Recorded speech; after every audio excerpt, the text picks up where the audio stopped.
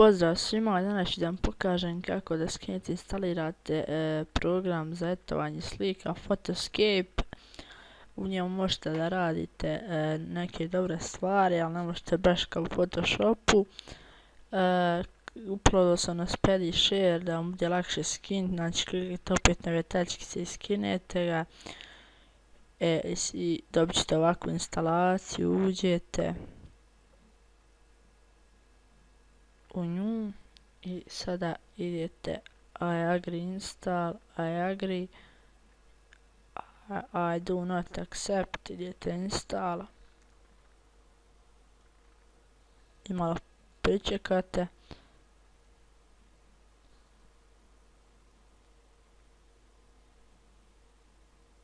Ja ću napraviti tutorial kako da radite u njemu,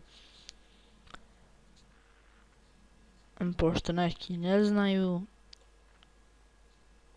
I ćemo da ga odmah otvorimo na finish. I sad će da otvori Photoscape, otvara njihovu stranicu. I sad čekamo da otvori.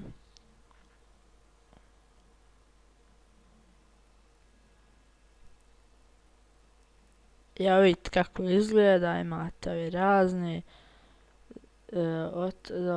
da otvorite ove butone, imate da editujete, da gledate slike i tako dalje. I to je to, hvala što ste gledali ovaj tutorial.